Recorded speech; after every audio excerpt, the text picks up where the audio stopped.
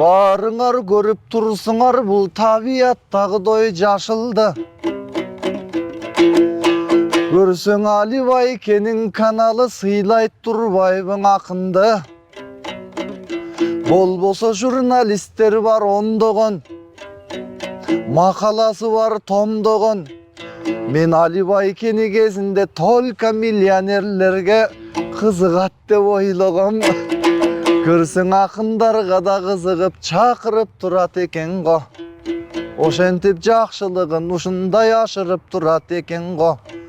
Ушунча Кыргызстандагы көйгөйлөр көзүңөргө көрүнбөйт абы. Эмнеге тигини айтпайсыңар, муну айтпайсыңар? Айтпайсыңарбы, силердин тилиңер менен айтылышы керек депчи.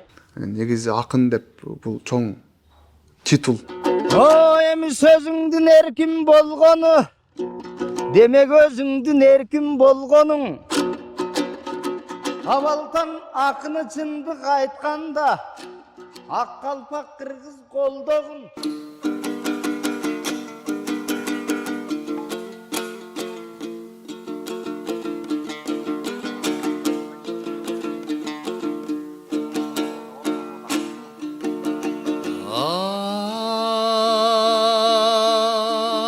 Asmandan jamgır bolup töküldük biz.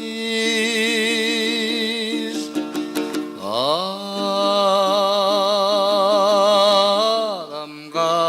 kalpakçan göründük biz.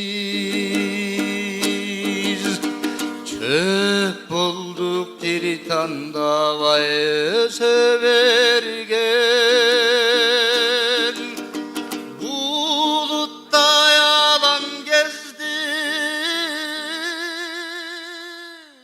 Көбүнчө тайнемага кичинекей кезимде абдан көп ырларды үйрөттү. Мен ошо кичинекей кезден эле ырдап, айылда ырчы бала деп, анан бизде баягы музыкалык мектептер болгон жок, кыргыздарга тиешелүү. Музыкалык сабактар деле абдан профессионалдуу өтүлгөн жок ошо биз окуган учурлардачы. Анан ошо бир өзүмдүн жолумду таппай бир топ жылдар бою жүрдүм. Мен анан айтыш боюнча окудум Кытайда 3 жыл. Анан кийин баары бир деле өзүмдүн мекеним болгон ушу акындык өнөрдүн, айтуучулуктун эң бир чалкар көлү болгон Кыргыз Республикасына келип, окуумду жалгап, мына улуттук консерваторияда окуумду бүтүп, аяктап, Элмирбек Иманалиевдин шакирти болуп, анан акындыктын бир чоң жолуна түшүп баштап аткан кезибиз да. Азыр бошотсом кызыл тилимде, кой кичине дистанция менен сайрайын. Антпесең Олжобай Шакир Байкеме кошуна болуп калбайын. Мен атам кызыктырды негизи. Мен элдер кичинекей кезинде башка нерселер менен алек болуп ойноп аткан кезинде атам айтчы. Айтыштарды аябай отура калып, баар жапырт отура калып көрчүбүз да. Анда Ашыралы Айталиев, Замирбек Үсөнбаев, Эстебес Турсуналиев, эми баарыңыздар билесиздер, ушул акындардын баардыгы тең айтыштарын көрүп, кызыл чеке болуп, каткырып, ушундай эмоция менен көрүп атканын көрчүмүн да. Ал эмоциянын таасири мен үчүн демек маанилүү нерсе окшойт деп мен да аралашып көрүп, ошол баштан келе жатам. Бир кызыгуумдун арты ушундай акындыкка алып келди деп ойлойм. Анан бир ирет эми совет учурундагы билесиздер, ал азыркыдай цветной плазменный телевизорлор жок го. Төбөгө бир уруп коюп көрө турган телевизорлор го. Ашыралы Айталиев кара кол ботомдурду атса, карачы мону депчи. Муну колунан өпчү деп атканынан таң калып койгом да. Аябай жакшы көрөт экен, кызыгуусу күчкөн депчи. Бул болсо телевизордурду аткан кишинин колунан өбүш. Ой, жамай сагаң айтарым, менин чоң атам болгон чоң врач. Чоң апам болгон чоң врач. Ата-энем болот чоң врач. Ден соолукту сактоо бул үй бүлөбүздө чоң мурас. Кайсы акынды сурабаңыздар, баары эле манас айтып баштаган. Мен дагы ошолордун биримин, мен дагы манас айтып, андан кийин комуз чертип өзүм болсо солокоймун. Атам болсо сен солокой кантип чертесиң деп анан айтып өзүм баягы атамды көрүп атып, чоң атамды көрүп атып, ошентип чоң атам дагы аябай өнөргө жакын киши эле, өзү доктур болгону менен дагы аябай кааданы салт билген киши эле, куш баккан мүнүшкөр, ушундай бир каадага жакын. Ошо атам да кээде тар чөйрөдө комузун алып чоң атам төгүп калчу эле жамактап. Эмнеде вырдап сайрайлы, өзүң менен чыккан соң бир эптештирейин жагдайды. Чоң атамды көрүп таасирленип, андан кийин айтыштарды көрүп, анан ошентип таасирдин арты менен Борборго келип, бул жерден устаттарга шакирт болуп, айтыш фондко келип, ошентип акындар менен аралашып кеттик. Ай Жамайкаң айтканыма көнөт белең, доктур болсом мен сага керек белем. Мен чынында акушер болуп калсам, консультацияң алганы келет белең, көрүнүп кеткенге келет белең.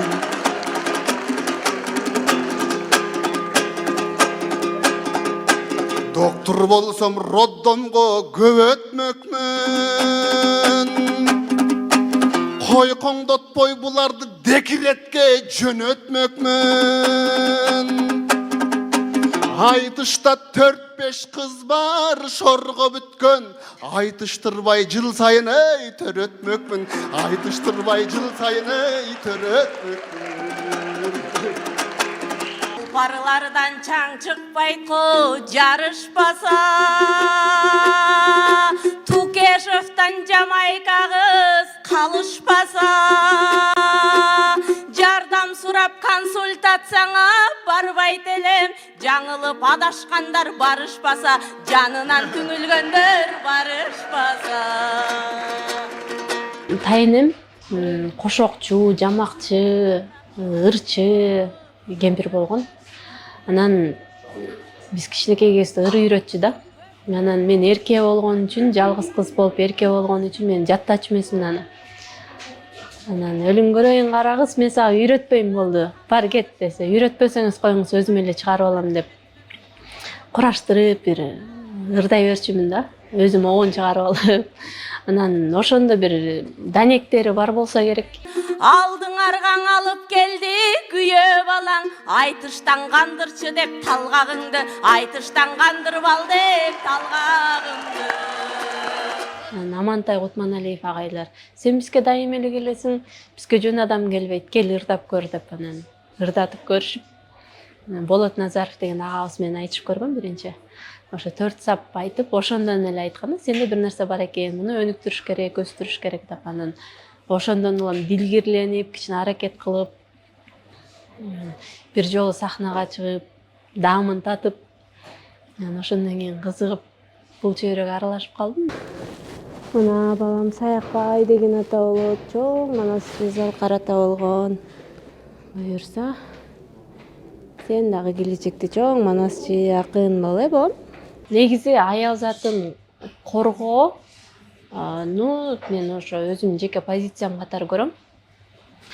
Себеп дегенде акыркы учурларда аял затына болгон кордоо мамилеси, аял затын төмөн кемсинтүү аябай күч алып кетти да. Мурда деле болгондур балким, бирок мынчалык коомго чыкпаса керек. Азыр ошо коомго жарыяланып, кичинекей өсүп жетилип келаткан өспүрүмдөрдүн психологиясына доо кетирип атканы өкүндүрөт. Мисалы үчүн мага аябай катуу таасир бергени былтыр жайларда аябай мындай соц тармактарда аябай катуу талкуу болду го. Өз атасы зордуктаган 13 жашар кыздын арманы. 13 жашар кыз. Ага эми өзүнүн энесин күнөөлөп атат да.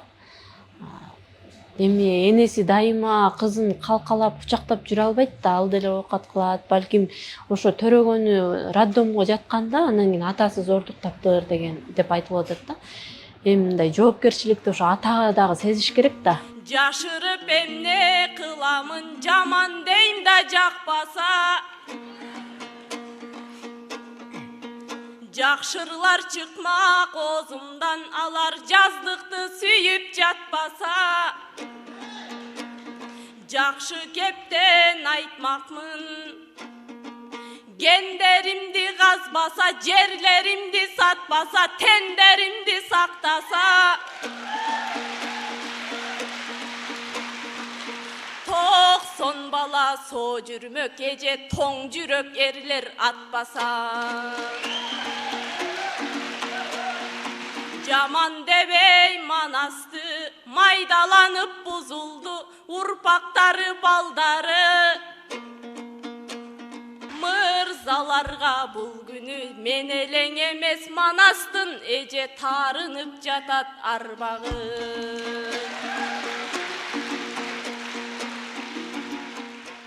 Мага телефон чалышып, үйгө чейин коркутуп келгендер болгон. Сенде эмне ата жокпу? Сенде эмне ага жокпу? Эмне эрге тийбейсиңби? Балалуу болбойсуңбу? Ошондо көрөбүз деген сыяктуучу. Сен эмнеге антип айтасың деп.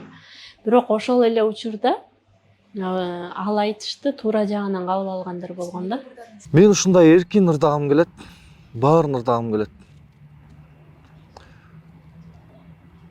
Бирок бизди көзөмөлдөп мындай ырдагыла, тиңдей ырдагыла деген эч ким жок.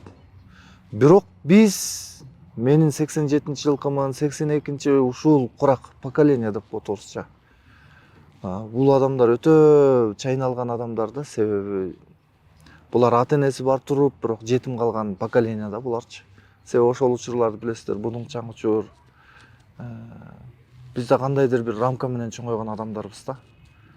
Мен бир айтышым бар. Касым-Жомарт Токаев бизде Тажикстан менен Кыргызстандын ортосунда ушундай болуп аткан учурда канча бир ок-дарыны Тажикстанга бергени маалым болот да. Анан акын менен айтышып отурсам, ушундай күйүтүбүз калды,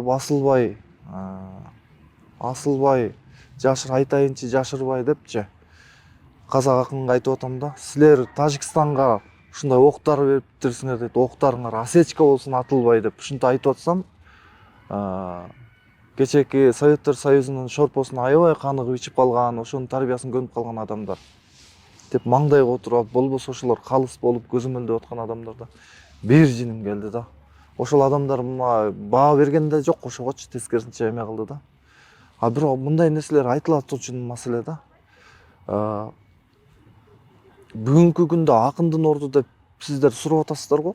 Акындын орду аябай маанилүү, жана анча нерселерге айтылып келип, Бухар жырауынын жанында, Абылайдын жанында Бухар жырауы советник, насаатчы болуп жүргөн. Кечээ эле Ормон хан бар го, биздин Ормон Опуза. Анын жанында Калыгул Олия, ушул инсандар насаатчы болуп, советник болуп жүрүшкөн. Жана ошондой эле Арстанбек Буйлаш уулу дагы бийлердин, бектердин арасында бир нече жолу акыл насаатчы болуп жүргөндүгү тарыхта айтылат да. Анан бүгүнкү күндө эле ушундай бир рамкага салгысы келген өйдөкү жактагы мууну бар да. Мен атамдын ушундай, өзүм атам ошол доордун инсаны. Бирок ушинтип алып калат да, биздин поколение кетмейин, бу Кыргызстан оңолбойт деген сыяктуучу. Биздин саясатчылардын арасынан бирөө Кыргызстан Россиянын курамына кошулуш керек деп айтып чыгып атат. Чоң дүрбөлөң жаратты да, жини кайнады да. Ушундай мекенин сүйгөн адамдар бар да, жини кайнады.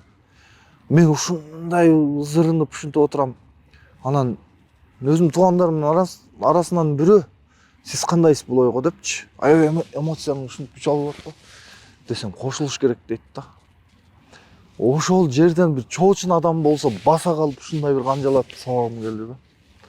Өзүм тууган болгон үчүн ичиме каттым да. Ушундай ойлонгон адамдар бар экен. Мындай кыргыз деген сөзчү, улут деген сөз мындай. Бир чегип түтөтүп жок кылып койчу тамеки сыяктуу кабыл алгандар бар да. Бир жвачка сыяктуу чайнап түкүрүп кое турчу кабыл алган инсандар бар экен да. Андай эмес. Менин үмүтүм аябай жакшы. үмүтүм эртеңки Кыргызстандын келечеги боюнча. Аман болсун кыргызым, өмүрү сүнсүн байма-бай. Мен ошого тилектеш, мен ошогодой жүрөктөш. Антпесе бизде күн өтпөс. Мен билем бардыгын, каякта эмне болуп атканын. Бирок ачык айтпайм. Айткым келбейт. Себеби ал үчүн бир адамдын аттарын атоого туура келет. Алардын аттарын атай турган болсок, эртең менин жашоомо минус. Сөзсүз түрдө пенделик кылабыз. Бирок ага чейин эле пенделик кылбашыбыз керек болчу бизчи. Мынан алыскы жерге какшалдан атанын наркы сакталган 100 миңдеген элдербиз биз Жүсүп Мамай менен мактанган. Албан сүйү табылат ал жакта ар бир баштардан.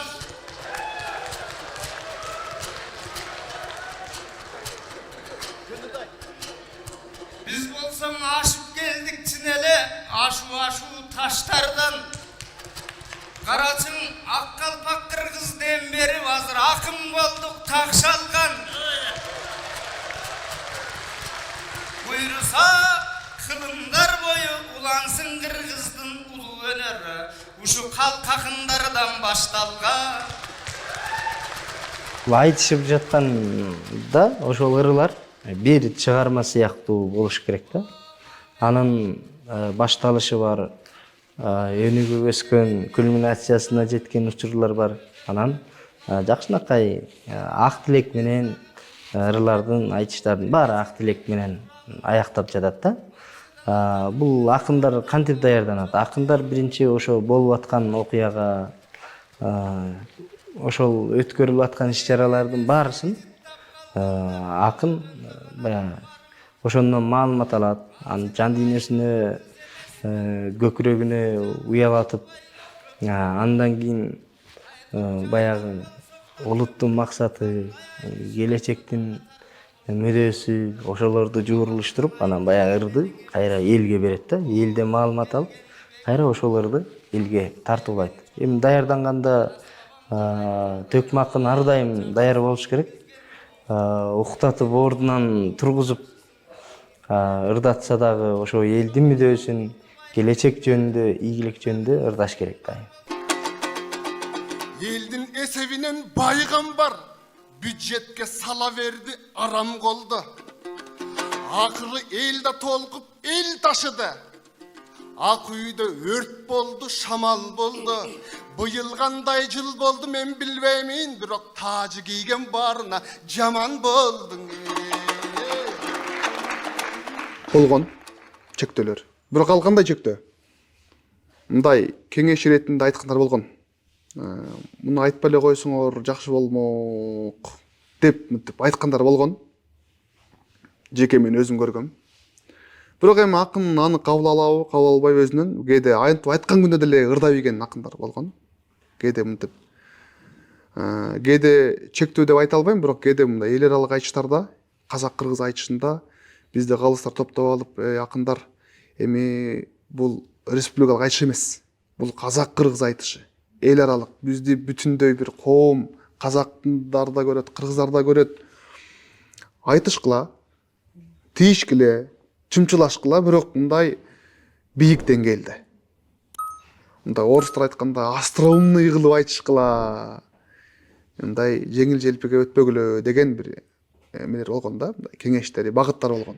Баягы чындыкты адамдын баары эле билет азыркы заманда. Ошонун баарын эле айта берсең, мындай айтуу керек да, бирок акындык тил менен айтуу керек. Козгогум келбеген темалар абдан көп. Эми баягы бизде ошондой да. Жана бир кыргызда абдан жакшы сөз бар. Бай билгенди кул билет, айтайын десе эрки жок дегенчи. Ушул макал ар дайым ар доордо алсыз элдерди коштоп келет. Албетте бушайман, менде абдан көп болот андай бушайман болгон учурлар. Айта албаган нерселер башка жактан чыгат. 40 үйдөн бир кызды бак кордоп, күйөөсү сабап болуп аткан жокпу? Болуп атат да. макалдарды өзгөртүшүбүз керек кичине. Кыргызга 40 үйдөн, кызга 40 үйдөн сүйүү керек деп айтышыбыз керек. Дал ошонун сыңары бизде байыркы баалуулуктун өзөк тунуктуктугунун жакшы жактары бар. Ала албай атабыз да.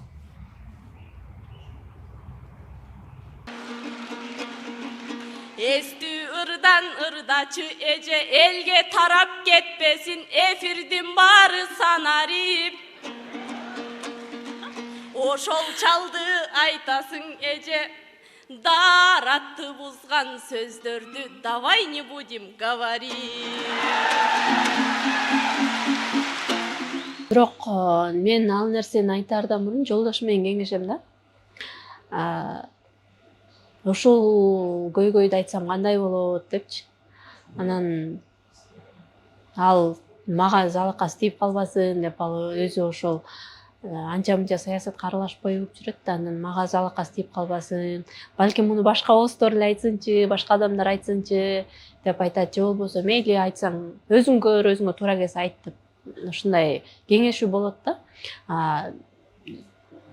Кээде ага кеңешпей эле өзүм ошо сахнадан ошол ой келип калып, ошол идея келип калып, ошону эстеп кетсем, өзүм деле ойлонуп, эгер туура көрсөм айта берем да. Бирок көпчүлүк учурда балдарымдын келечеги үчүн бир аз кооптонуп калдым. Себеп дегенде эми заман кандай болот ким билет, эртең балдарым чоңоюп, ошо сенин апаң айткан деп мындай залакасын көрүп калбаса экен деп ойлонуп, бир аз таразага салып дегендейчи. Анализдеп, жанагы жети өлчөп бир кесип, анан айтканга туура келет. Турмушка чыккандан кийин дагы бир аз мындай кайын журт деген бар, мындай эме болуп калат экенсиң да. Тартынып, тилиң кичине кыскарып дегендей, бирок кайненем да кайнатам дагы мындай колдоп, баталарын берип турушат. Сен чык, кырдашың керексиң, бул сенин кесибиң, өнөрүң депчи. Ошол учурда деле бир аз кооптонуп, жанагы айткандай эле жети өлчөп бир кесип, ошо жакындарыма залакасы тийип калбайбы, мен тилимен ошолорго мындай зыян тийгизип албаймынбы деген сыяктуу кылып, анан ойлонуп туруп айтам да. Сахнадагы айтышып аткан учур менен сахнадан түшкөндөгү эки башка жашоо да. Сахнадан бирин бири жаман көрүп, аябай ошо сиз айткандай чукулап ырдаган күнү дагы аркасынан кучакташып түшкөндөр болот да. Бул эми акындардын табиятынан болуш керек. Мисалы үчүн азыр кыздар көбөйүп калбадыбы? Кыздарга деле сахнадан аябай эле арзуусун айтып, сүйүүсүн айтып, ушундай ошол жерден үйлөнүп алчудай болуп ырдаган жигиттерибиз сахнадан түшкөндөн кийин аны карабай эле кетиши мүмкүн да. Анан элдер мындай түз кабыл алып алышат экен да. Сен баланча сага сүйүүсүн айтпады беле? Не, жакшы эле жүрөсүңөрбү депчи. Мындай чындай кабыл алып алат экен да. Бирок эки башка да такыр жашоосучу. Кыздарды 40 үйдөн тыюу делет. Кыйыр сөз төркүнүн туюу керек. Тыюуну кыюу деп түшүнөбүз. Кыздарды 40 үйдөн сүйүү керек. Пайдалуу фазилет билүү керек. Пайдубал аялзат тирүү белек. Пайгамбар Фатиманы карагандай, панардай жылмайып күлүү керек. Кыздарды 40 үйдөн сүйүү керек. Кыйкырбай сабабай жүрүү керек. Үйүндө кадыры жок кыздарыңдын үмүтү тепселерин билүү керек. Кыйыр сөз маанисин туюу керек. Кыздарды 40 үйдөн угуу керек. Сүзмөдөй айчырай тили ширин, сүйүлгөн аялзат сулуу келет. Сүйүлгөн аялзат сулуу келет. Сүйүүдөн бейишти куруу керек. Барсбек манастар байыр алып, баатырлар сүйүүдөн улуу белек. Жыпары эненин жылуу келек, жытына жылынып туруу керек. Кыздарың бактылуу эне болсун, 40 үйдөн тыйганды тыюу керек. Кыргызым кыз сүйгөн өлкө болсун, 40 үйдөн кыздарды сүйүү керек. Биз жокпуз аттың, биз жокпуз аттың, биз жокпуз аттың бир гана. Дарактар тура ыргала. Hey hey hey hey.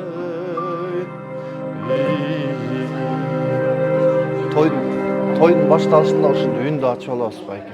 Анан экинчи четинен бул чыгарма Сүйүнбай Эралиев атабыздын калемине таандык. Оны өзүм жазып ушинтип ырдап жүрөм. Мен ачык айтайын, чындап кирешем тойдон. Чыныгы нукура кыргызча алып барган, адептүү сонун алып барган тамада керек десе эле мени сунуштайт көпчүлүгүчү. Анан экинчи жагы тойго тамада алып кылам. Андан кийинкиси болсо Кубат Тукешев экөөбүздүн азыр төкмөлүгүбүз, анан дагы жар чакыруубуз бар да. Анан бул кезинде кээ бир акындар дагы айтып жүрөт да, тойдордайсыңар депчи. Туура тойдордо атабыз. Анан жар айтасыңар да деп да.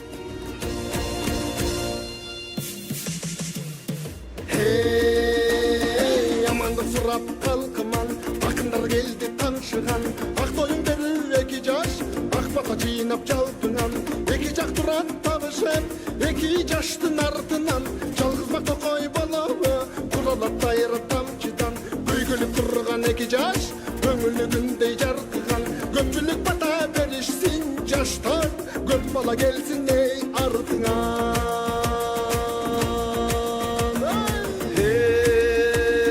Чакырды биздей төкмөсүн, тойдо бар айтар көп сөзүн. Сыйлашып жашап эки жаш, сыноолорго чөкпөсүн. Жашоо деген ар кандай жамандын көзүң өтпөсүн. Бүгүнкү тиккен чырпыгың чынар болуп көктөсүн. Пендесине Кудайым неримен кантип төкпөсүн. Жарыгы күндөн өссө да жаштар сүйүңөр такыр өчпөсүн. Жар айтылган эми мунун тарыхына мугада келели да өзүнчөчү. Жар деген термин бизге кийинки учурда эле кирди. Өзү ушундай сөз бар беле жок беле, аны тилчилер тактап чыгышсын, бирок менин билишимче ушундай. Бирок кезинде балбандардын чыгышында баланча деген балбан бар, буга түшкөнгөн арман бар. Мунун көкүрөгү букадай, билектериң ушундай, моюнун карасаң тим эле, муну менен алып уруша тургандай ким эле, мунун баатырлардай сүрү бар, муну менен алып урушкан адамдын бирдеме ушундай көркөмдөп туруп баланча акынды чыгарат. Тигинче акындан болсо, ой, сеники болсо анча эмес, биздикин болсо карачы, бул болсо баланча деген уруудан баланча баатырдын баласы. Мунун урушканда баланчанын белин сындырган, баланчанын колун сындырган деп туруп, ал өзүнүкүн айтат. Ошентип туруп анан жар чакырганда акындар башташкан ошентип. Менин кирешим жана 2-3 күн мурун Инстаграмдан көрүп калдым эле, кайсы банкты колдоносуң десем, ушу банк депчи. Менин кирешим жолдош. Биздин айлыгыбыз аз, бирок ошого да шүгүр, эми бара көбөйөт болуш керек. Анча мынча убактым болсо тойлорго чыгып калам. Бирок мындай ошол акча табышым керек эле, тойлорго иштешим керек эле деп башоту менен кирип кетпейм да. Негизи тойдордоган башка, айтышта башка, кээде чакан чөйрөгөрдөгөн башка да негизи. Мен бир жолу эң биринчи бир тойго чыкканда аябай кап болгом да. Урдап атам, төгүп атам, тердеп, тимеле кара тер кеткен эч ким деле укпайт да. Уккан деле киши жок меничи. Анан өзүм кыжалаттым, өзүм биринчи жолу чыгып атсам, эч ким деле кол чапкан деле киши жок магачы. Анан аябай кап болуп экинчи тойго чыкпайм дегем. Чыкпайм депчи. Кадимкидей эмес, депрессия болгом да анан. Албетте эми акындардын баарын эле жанбагыс ушу тойдон негизгиси тойдон болуш керек. Акындардын көбү анткени тойго көбүрөөк ырдайбыз. Илгери аталарыбыз деле тойдо ырдаган. Ошол эле биздин улуу статтар Токтогул, Калык, Барпы, Жеңичок аталарыбыз деле тойдо ырдаган. Ал тургай Ашырал Айталиев атабыздын сөзү бар. Дастаркондун чети бул акындын мектеби дейт. Кээде ошол жерден дагы, мындай үйлөрдөн дагы, кээде тойдон дагы бизди мындай тойго чыгып калган акын деп деле кээде жаман көрөт да. Жок, тескерисинче ошол жерден ырдап такшалат. Кээде тойдон ырдап биз элдин дагы тилин тапканга үйрөндүк да, тойдо ырдап. Анткени ар кандай эл бар да, мындай ырдасам өтөт экен. Бул өзүнчө бир практика да биздечи. Анткени биз ошоктон төгөбүз. Албетте эми ар кандай бир тойдо эле ырдай бергенде болбойт. Чоң сахнада ар кандай аудитория бар. Бирок тойдон да ырдап такшалдык кээде. Төгүп атып, могун көрүп атып, абалды төгүп атыпчы. Бул кадимкидей мээге, кадимкидей өнөргө болгон бир мындай эме түрткү берет экен. Senin murdu başın kumganday, make bir kulağına bir nanday. Ey kulağımdanday görünse bu kuvvetli kuday urganday. Anda başkan aytayın, senin arıktığın ırgayday, altı sanın ırgayday. Menin karanım bayke daluşul kalıp kele salı ve kuyganday. Make men seni sınavırdadım, aytıştın inim buydalbay. Azamat ey jigit ekensin, oşol alam büt sağa sıyganday. Элмирбек Иманалиев агайыбыз айтчу да, ким менен чыксаң дагы өнөгүңдү сүй депчи. Ал кандай акын болот, сен начар акын болобу, жаңы чыгып аткан акын болобу, устатың болобу, мындай жакшы көр дейт да анычы. Ошо жакшы көрүп бири-бириңерге жакшы көрүү энергиясын берип айтышсаңар, ошол айтышыңар жакшы чыгат дечи да. Анан жаман көрүп жүргөн киши менен чогуп, ушу менен айтышпай эле койсом болмок десең, уже мээңде тескери информация мындай установка болуп калды. Ошо менен айтышымдын баардыгы өлөт дечи да. Чындап эле ошондой болот. Ким кандай жүк болсо дагы ошого мындай жакшы көрүү менен тамашаласаң дагы мындай кемчилигин айтсаң дагы мындай жакшы көрүү сезим менен айтсаң айтышың жакшы чыгат да.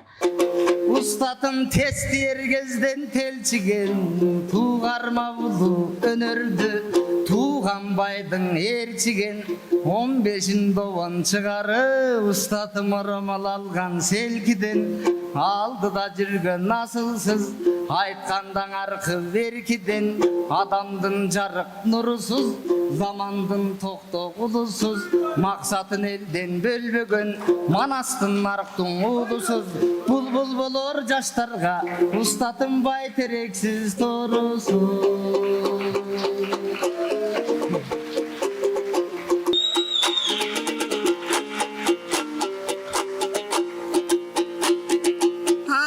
Maldarım çok dep keyibim, Akmat mal saraydı buğulgan. Baldarım var min şükür, timele batirim için çuğulgan. Akça mansap düğünüm yok, argimder içten göz artkan. Şakirtler arbın, min şükür oy, min tip şanesi kımbat, ey söz aytkan.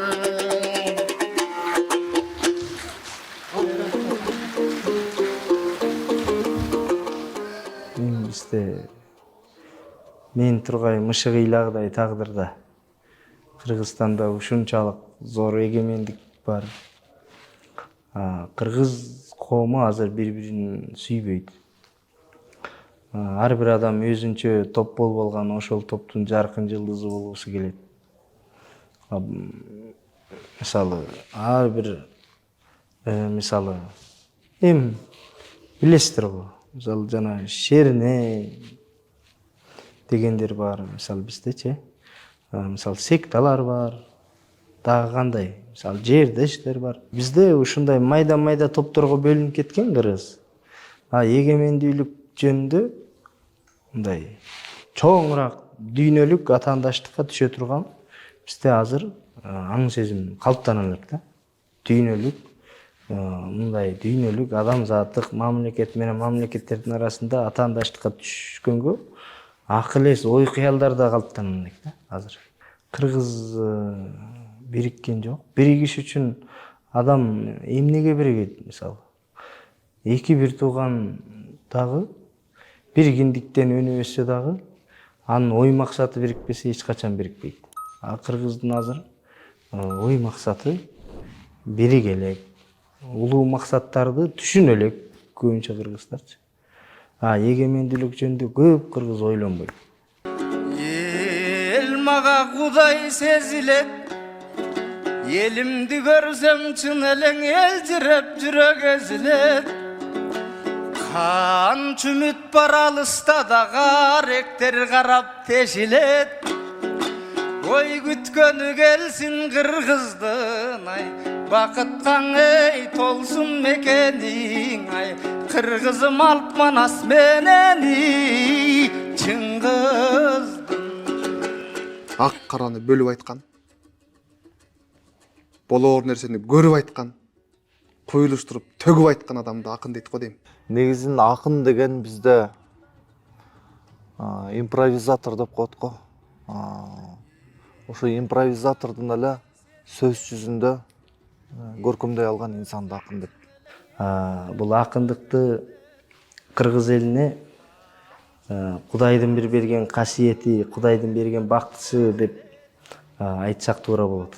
Караңгылыктан suurup чыккан, айтат го, караңгыда көз тапкан, кыйчалышта сөз тапкан, ошо бир сөзмөр, бир агартуучу деп дагы айтсак болот го. Ошол эки сапыры болсо дагы ошол менен коомду ээрчите турган, бир үлгү боло турган инсан.